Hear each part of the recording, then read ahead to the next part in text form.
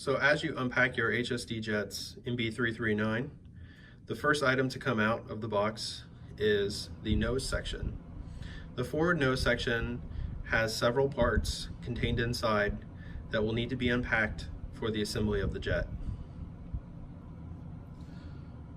So to get to these parts, we will remove the canopy by pulling up and rearwards.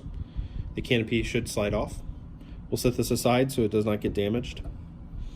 Inside, you can see that the UAT has been installed. There is an extra amount of fuel line that has been installed and ready to be cut to your preference with fuel system plumbing. And additionally is your hardware required for the installation of the rest of the aircraft and the construction of the aircraft. So we will remove this bag.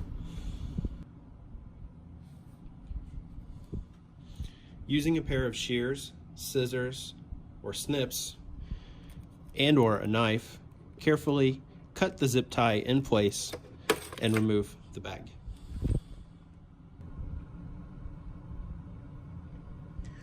You will remove two hardware bags. One contains spare plywood for construction of the model and metric screws for installing the various components.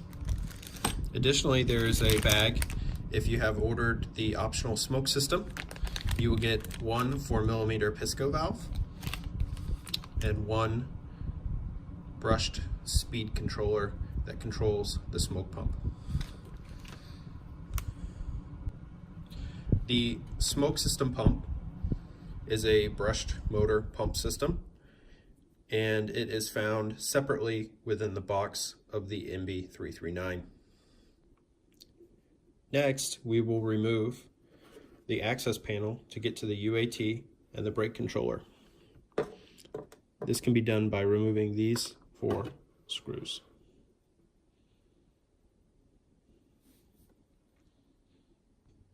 After removing the screws, you can remove the panel, and we suggest, in order to not lose the screws, to put them back in their corresponding holes.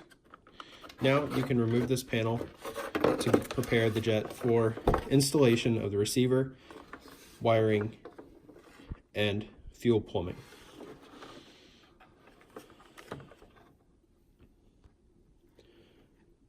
Please note that almost all of the wires that are installed in the aircraft are labeled with English and Chinese.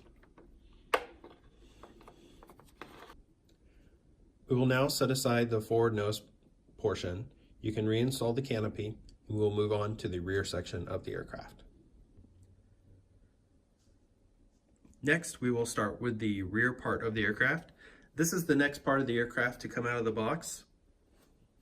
Take care when removing it from the box because all of the wires are set outside of the aircraft. These wires will be fed into the front portion of the aircraft, the half we were working on just a moment ago. And as you'll notice, once again, all of the servos, wires, etc. are labeled to where they need to go. And additionally, the fuel lines, and this aircraft has the optional smoke system installed as well. Those lines are labeled accordingly.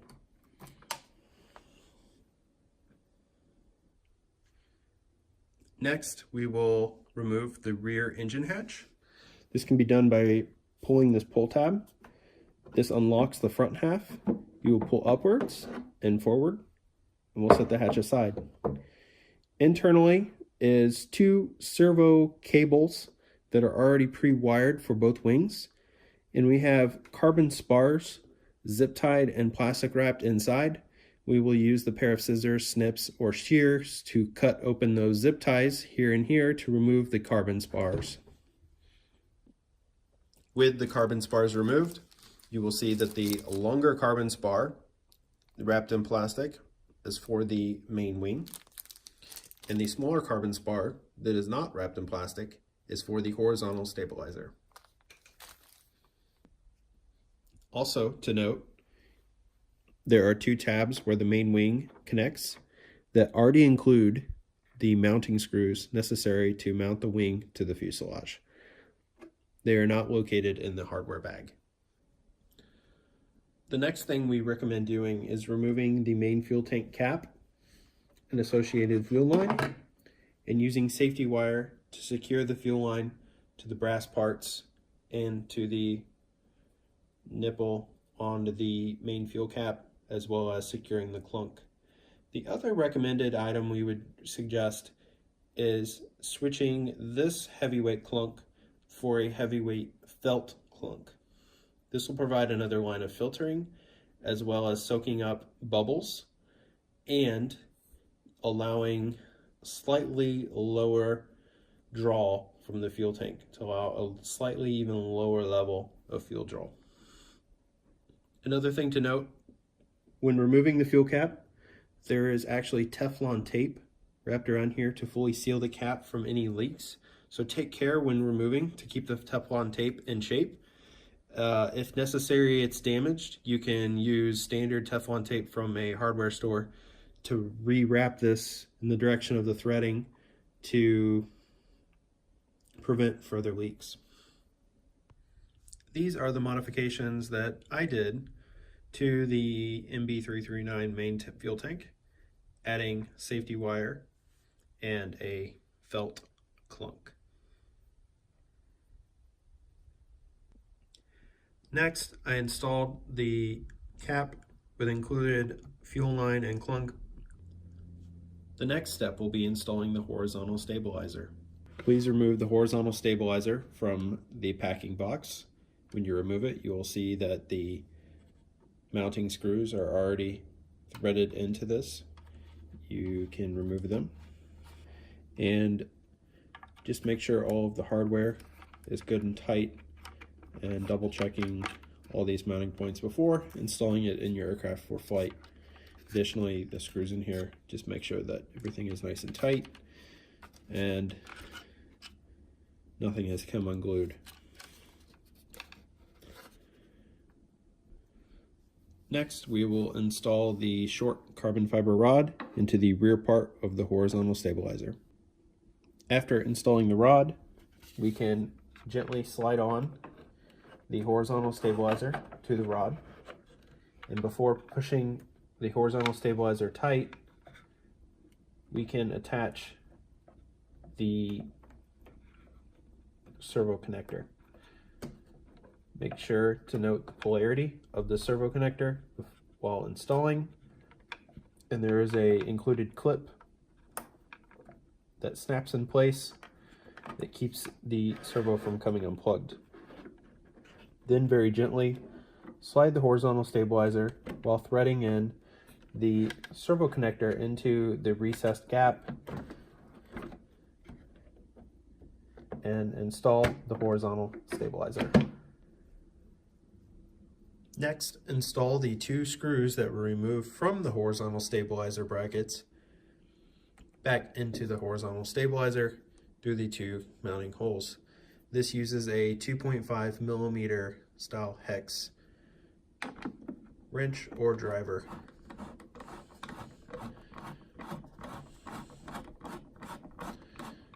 You may need to clear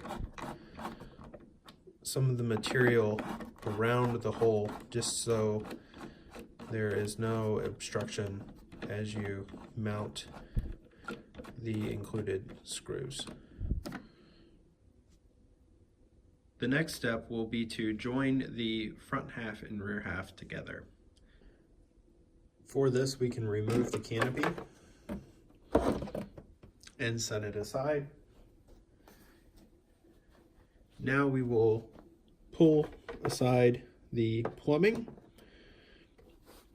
and start to feed in the wires very carefully.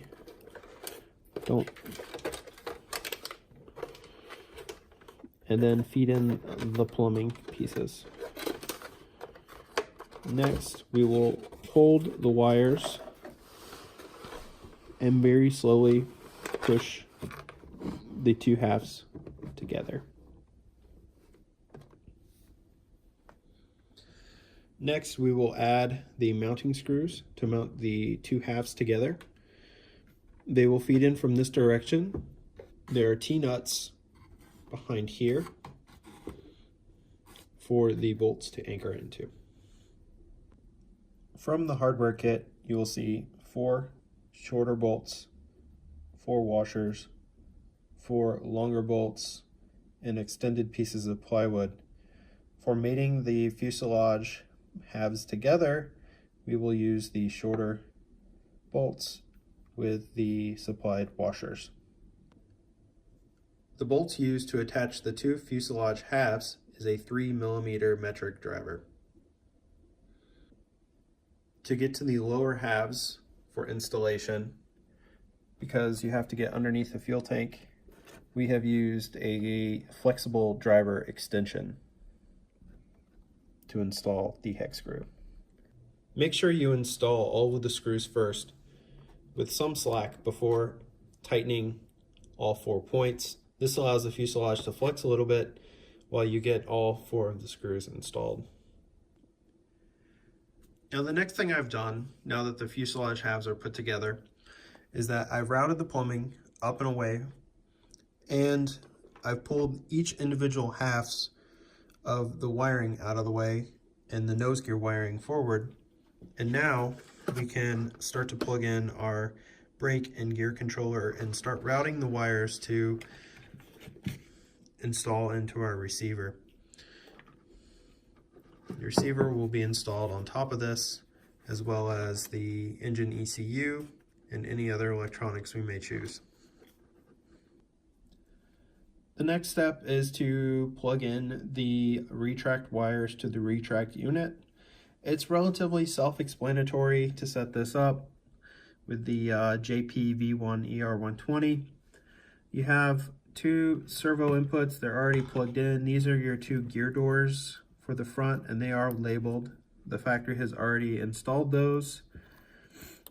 You have a retract wire coming out of this side, as well as a brake wire, and then a power wire. Your wheels will plug in front and the 2 backs, here and here. Observe the correct polarity. The front retract wire is coming down this way, and then the brake wires plug in, as you can see, underneath here, and observe the correct polarity as well. Depending on what kind of accessories you wish to install and the type of equipment your turbine engine requires, as well as optional smoke system, and of course your receiver, will determine the construction and placement for the equipment tray. Please keep in mind that the equipment tray is currently upside down and will be facing this way when installed in the aircraft.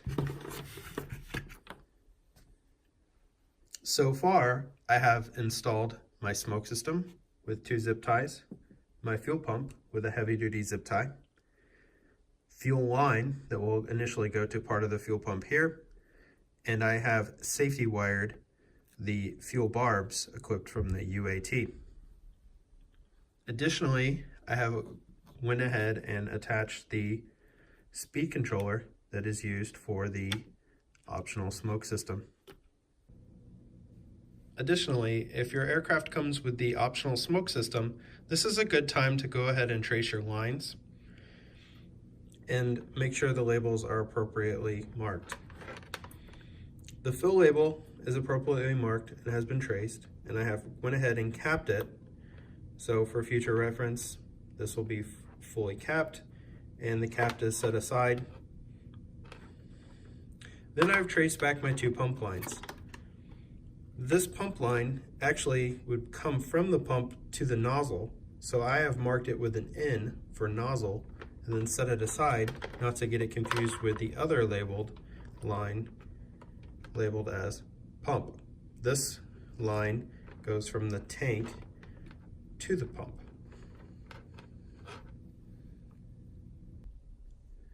In the equipment bay, I have installed the NovaJets smoke pump, associated speed controller for smoke pump, a turbine ECU, fuel pump underneath the ECU for the turbine, a jetty duplex receiver, a Cortex Demon Pro gyro, the JP Hobby landing gear controller, brake controller, and of course the UAT.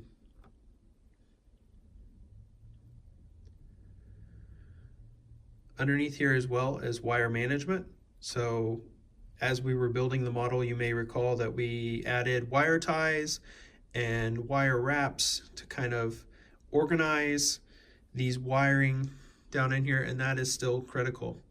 Additionally, with the plywood cutouts for securing items, I used a Dremel tool to cut out slots to route the wires in and out of the equipment bay. Additionally, I have yet to secure my Pisco fuel shutoff valve, which will be secured underneath the ridge beside the fuel tank with a plastic retainer. I have installed the fuel line from the fuel tank to the UAT. Most likely I will shorten this line to a smaller length, but for now, until I finish the final programming with the Cortex Demon and my receiver, I'll leave the length in there. Additionally, I have cut down the fuel filling line. I have added a cap, and I will add a securing device for this as well.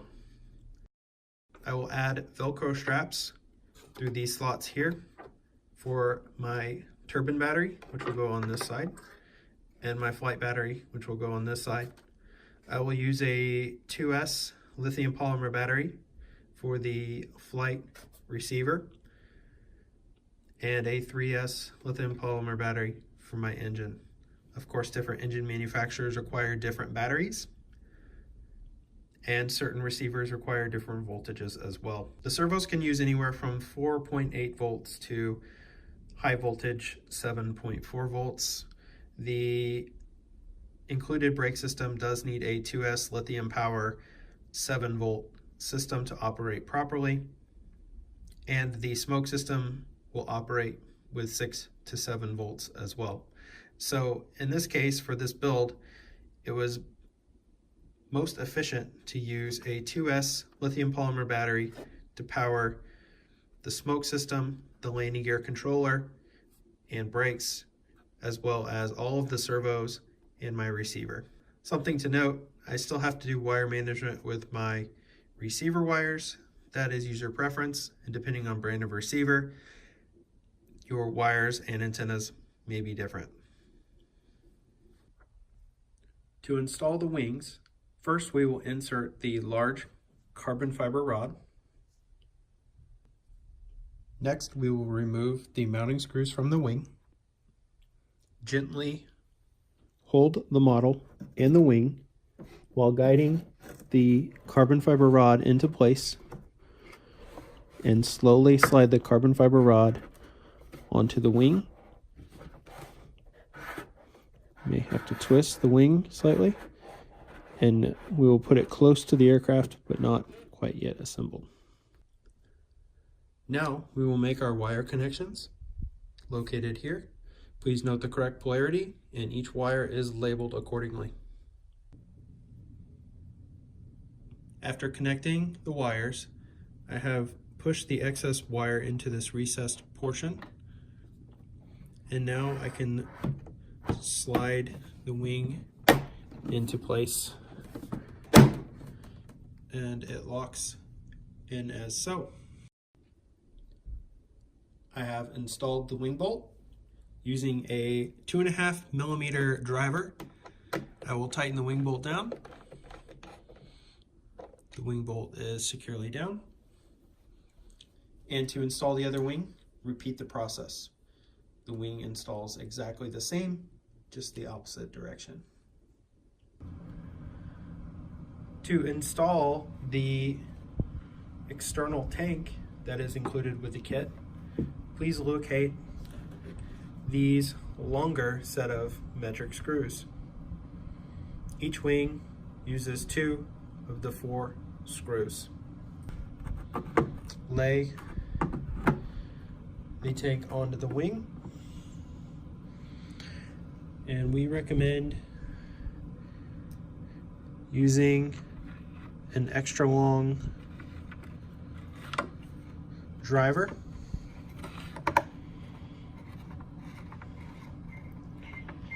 And screwing the bolt into place.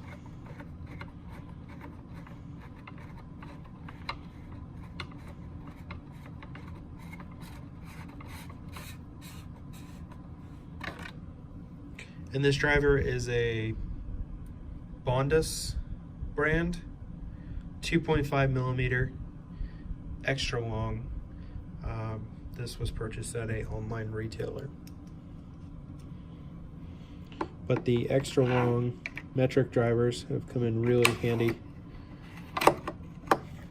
Now install the rear bolt with the same method. Do not over tighten both bolts, as you will strip out and or crack the fiberglass. And there you have it. You have attached your external tank. So another tip for your MB339 jet, back here on the vertical stabilizer, there are basically stainless steel screws holding in the rudder servo assembly.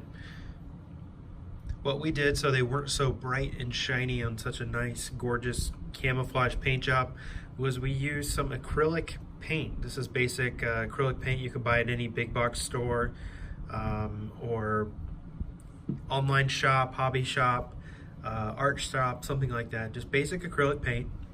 We backed out the screws, painted the screws with a very fine tip paintbrush, being careful not to get any paint on the nice paint job. And then after the paint dried, after 2 hours or so, we pushed the screws back in tight, and now we have a more blended access panel for the rudder servo. This concludes the HSD Jet's MB339 construction process.